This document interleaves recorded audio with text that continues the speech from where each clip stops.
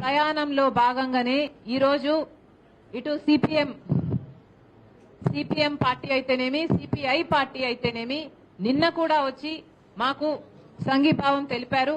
నిన్న కూడా వచ్చి మేము కూడా యువత కోసం పోరాటం చేస్తున్నాము, మీకు సంఘీభావం తెలుపుతున్నాము అని వాళ్ళు పెద్ద మనసు చేసుకుని రావడం జరిగింది. వాళ్ళకు కృతజ్ఞతలు. ఈ రోజు సిపిఎం పార్టీ కూడా ముందుకొచ్చింది. ఈ రోజు సిపిఎం పార్టీ మేము ఢిల్లీలోనే సీతారాం యేచూరి గారిని కలవడం జరిగింది. కలిసి పోరాటం చేద్దాము అన్న దాని మీద డిస్కషన్ జరిగింది. ఈ రోజు రెండు పార్టీలు ఇటు శ్రీనివాసరావు గారు, రామకృష్ణ గారు అందరూ కలిసి వచ్చి వాళ్ళ డెలిగేషన్ తో సహా వచ్చి మాకు అభినందనలు తెలియజేయడమే కాకుండా ఇప్పటి నుండి ఆంధ్ర రాష్ట్రానికి BJP party, Telugu Desam party, YCP party కలిసి ఉన్నాయి కాబట్టి బీజేపీ పార్టీకి ఆ రెండు పార్టీలు బి టీములుగా ఉన్నాయి కాబట్టి మేమందరము కలిసికట్టుగా పోరాటం చేయకపోతే ఈ పెద్ద పర్వతాలను దించడము అసాధ్యం కాబట్టి మేమందరము కలిసి పనిచేయాలని నిర్ణయించుకున్నాం. ఈ రోజు నుంచి ప్రతి కార్యక్రమంలో, ప్రజా ఉద్యమంలో ఇండియా కూటమిలో భాగమైన ఈ రెండు పార్టీలు కూడా రాష్ట్ర స్థాయిలో కూడా ప్రతి కార్యక్రమంలో మేమందరము కలిసే ప్రజల తరపున పోరాటం చేయాలని నిర్ణయించుకున్నాం. 26వ తేదీన కాంగ్రెస్ పార్టీ ప్రెసిడెంట్ ఖార్గే గారే వస్తున్నారు. 26వ తేదీన అనంతపూర్ టౌన్ లో ఒక సభ జరగబోతుంది. ప్రజా సమస్యలను ఉద్దేశించి మాట్లాడబోతున్నాము. ప్రజా సమస్యల తరపున పోరాటం చేస్తున్న ఈ పోరాటంలో మేము ఇటు సిపిఐ పార్టీని, సిపిఎం పార్టీని కూడా ఆహ్వానిస్తున్నాము. మీరు కూడా పాల్గొనండి. అందరం కలిసికట్టుగా పోరాటం చేద్దాము. ఇప్పటి నుండి ఆంధ్ర రాష్ట్రంలో ఎన్నికలు సమీపిస్తున్న సమయంలో మేమందరము కలిసికట్టుగా ఒక ఫోర్స్ లా తయారు కాకపోతే బీజేపీనైనా, ఇటు ఇక్కడ ఉన్న కేంద్రంలో ఉన్న బీజేపీనైనా, ఇక్కడ ఆంధ్ర రాష్ట్రంలో అధికారం అనుభవిస్తున్న వైసీపీనైనా కొట్టడం కష్టం కాబట్టి మేమందరం కలిసే ప్రయాణం చేద్దామని నిర్ణయించుకున్నాం. Thank you.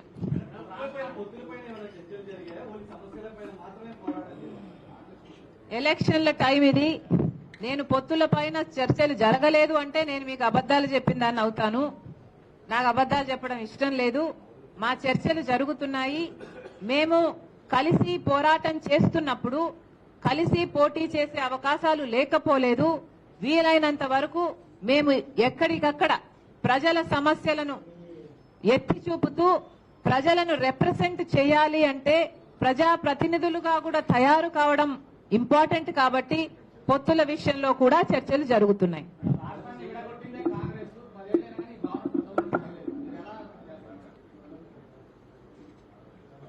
కాంగ్రెస్ పార్టీ అధికారంలో వచ్చునుంటే 2014లో మనకు స్పెషల్ స్టేటస్ వచ్చుండేది. కాంగ్రెస్ పార్టీ విభజన హామీలు ఏవైతే ఇచ్చిందో మళ్లీ కాంగ్రెస్ పార్టీ అధికారంలోకి వస్తుంది అన్న నమ్మకంతో ఇచ్చిన హామీలవి. కాంగ్రెస్ పార్టీ అధికారంలోకి వచ్చుంటే ఆ రోజున 5 ఏళ్లు కాదు 10 ఏళ్లైనా మనం ఇంకా ఎక్స్టెండ్ చేయండి స్పెషల్ స్టేటస్ అని అనున్నా కూడా కాంగ్రెస్ పార్టీ 10 సంవత్సరాలు ఆంధ్ర రాష్ట్రానికి ఈ 10 సంవత్సరాలు ఏ 10 సంవత్సరాలైతే బీజేపీ ఇవ్వలేదో స్పెషల్ స్టేటస్, ఏ 10 సంవత్సరాలైతే చంద్రబాబు గారు ఫెయిల్ అయ్యారో స్పెషల్ స్టేటస్ తేవడంలో, ఏ 10 సంవత్సరాలైతే జగన్మోహన్ రెడ్డి గారు ఫెయిల్ అయ్యారో స్పెషల్ స్టేటస్ తేవడంలో, ఈ 10 సంవత్సరాలు కాంగ్రెస్ పార్టీ అధికారంలో ఉంటే ఆంధ్ర రాష్ట్రంలో స్పెషల్ స్టేటస్ వచ్చుండేది. వేల కొద్ది పరిశ్రమలు వచ్చుండేవి, వేల కొద్ది లక్షల కొద్ది ఉద్యోగాలు వచ్చుండేవి. ఆ రోజున గనక కాంగ్రెస్ పార్టీ అధికారంలోకి మళ్లీ వచ్చునుంటే ఈ పార్టీకి పోలవరం ప్రాజెక్టు పూర్తి కూడా అయిపోయేది. మనకు ఒక రాజధాని కూడా వచ్చుండేది. కాంగ్రెస్ పార్టీ అధికారంలోకి వచ్చుంటే ప్రతి విభజన హామీ ఈ రోజు వరకు నెరవేరిపోయి ఉండేది కూడా. ఈ రోజు మనకు తెలంగాణ రాష్ట్రంలో ఆన్ పార్గా ఉండేది ఆంధ్ర రాష్ట్రం. ఈ రోజు లేదు ఆంధ్ర రాష్ట్రం అంటే ఈ పాపం ఎవరిదో ఆలోచించండి. బీజేపీ పార్టీ మాటిచ్చింది తిరుపతిలో, మోడీ గారు స్వయంగా మాటిచ్చారు తిరుపతిలో స్పెషల్ స్టేటస్ గురించి. మరి ఎందుకు మీరు అంత మా భక్తుంది అంటారు కదా, రామ భక్తులం ఇంకో భక్తులం అంటారు కదా, మరి మీరు పుణ్యక్షేత్రంలో మీరు మాట ఇచ్చి మీరే మాట నిలబెట్టుకోకపోతే మీరు ఎలాంటి మనుషులు? మీరు మోసం చేసిన వాళ్ళు కాదా అని అడుగుతున్నాం. అధికారంలోకి వచ్చింది చంద్రబాబు గారు, స్పెషల్ స్టేటస్ కోసం పొత్తు పెట్టుకుంటున్నామన్నారు. కానీ ఆయన ఆ మాటను విమర్శించారు. జగన్మోహన్ రెడ్డి గారు స్పెషల్ స్టేటస్ కోసమే అన్నారు, మూకుమ్మడి రాజీనామాలు చేస్తామన్నారు. కానీ అధికారం వచ్చినాక అధికారం అనుభవిస్తూ ఒక్క రాజీనామాలు కూడా ఎందుకు చేయలేదని అడుగుతున్నాం. వీళ్ళు కాగా బీజేపీకి మన స్పెషల్ స్టేటస్, మన పోలవరం, మన రాజధానిని తాకట్టు పెట్టింది ఎవరో ఆలోచన చేయాలి ప్రజలంతా. ఫ్రెండ్స్, ఈరోజు సిపిఎం కాంగ్రెస్ మధ్య చర్చలు జరిగినాయి. అలాగే సిపిఐ కాంగ్రెస్ మధ్య కూడా జరిగినాయి. నిన్న మేము సిపిఐ సిపిఎం నాయకులను కూడా నిన్న కలిసి మాట్లాడుకున్నాము. రెండు విషయాల మీద మా మధ్య ఏకాభిప్రాయం ఉన్నది. ఒకటి, ఈ రాష్ట్రానికి ద్రోహం చేసి తీరని అన్యాయం చేసినటువంటి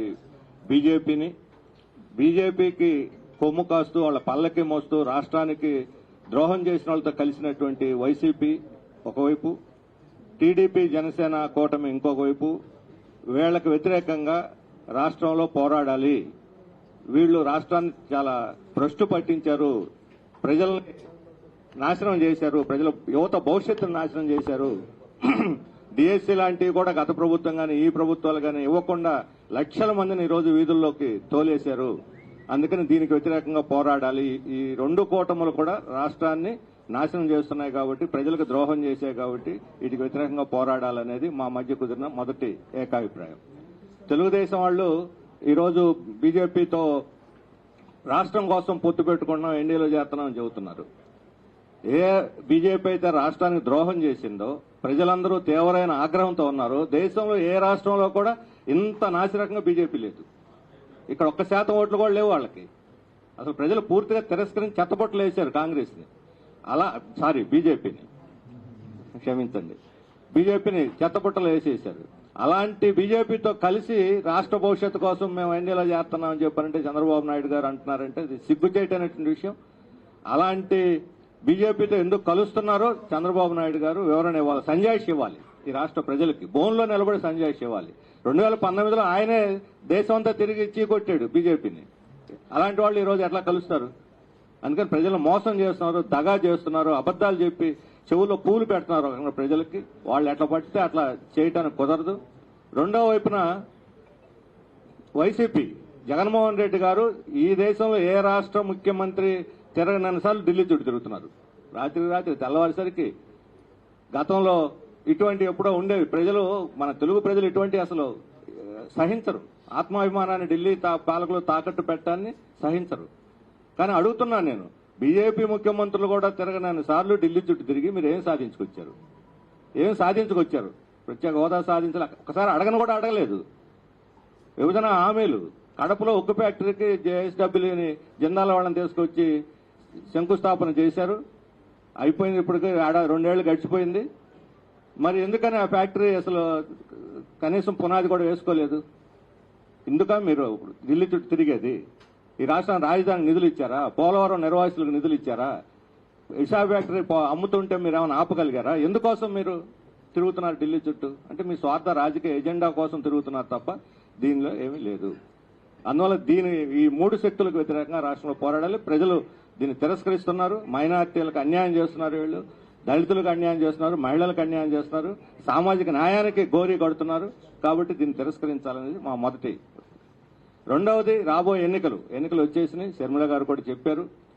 ఎన్నికల్లో పరస్పరం సహకరించుకొని, ఇండియాలో ఉన్న బ్లాక్లో ఉన్న పార్టీలు ఉన్నాయి, ఇంకా కొన్ని రాష్ట్రంలో కూడా పార్టీలు ఉన్నాయి. చిన్న చిన్న పార్టీలు అనుకోవచ్చు, చలిచేమలైనా సరే పెద్ద సర్పాన్ని బంధించేస్తాయి.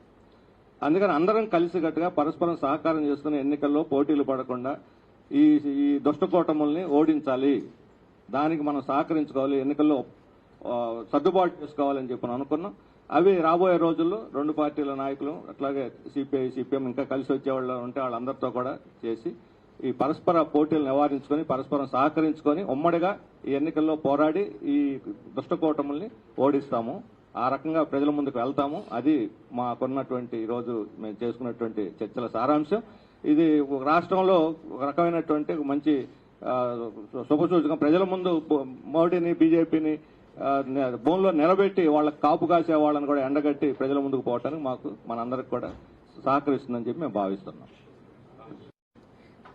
ఇవాళ భారతదేశ వ్యాప్తంగా ఇండియా కూటమి ఏర్పడి ఈరోజు కేంద్రంలో అధికారంలో ఉన్న నరేంద్ర మోడీ ప్రభుత్వానికి, ఎన్డీఏ ప్రభుత్వానికి వ్యతిరేకంగా రాబోయే లోక్సభ ఎన్నికల్లో పనిచేయడానికి ఇప్పటికే ప్రయత్నాలు ప్రారంభమయ్యాయి. కేంద్రంలో అధికారంలో ఉన్న నరేంద్ర మోడీ ప్రభుత్వం దేశంలో ఉన్న వ్యవస్థలన్నిటి కూడా కుప్పగూల్చి ఒక్క మాటలో చెప్పాలంటే ప్రజాస్వామ్యానికి పాతరేస్తా ఉన్నారు. పెద్ద ఎత్తున బ్లాక్ మెయిలింగ్ రాజకీయాలకు పాల్పడుతూ ఉన్నారు. దేశాన్ని అధోగతి పాలు చేస్తూ ఉన్నారు. ఎలాంటి అభివృద్ధి కార్యక్రమాలు చేపట్టకపోగా ఒక కమ్యూనల్ ఎజెండాతో మతోన్మాద అజెండాను ప్రజలపైన రుద్ది మరోమారి ఈ దేశంలో ఎన్నికల్లో గెలవడానికి ప్రయత్నాలు చేస్తూ ఉన్నారు. ఇలాంటి తరుణంలో ఎలాంటి శషభిషలు లేకుండా ప్రజాతంత్ర పార్టీలు, కమ్యూనిస్ట్ పార్టీలు, లౌకిక పార్టీలు అందరూ కూడా ఇవాళ మూకుమ్మడిగా ఒక వేదికపైకి వచ్చి దీనికి వ్యతిరేకంగా పోరాడాల్సిన అవసరం ఉంది. ఎందుకంటే మళ్లీ మూడోసారి నరేంద్ర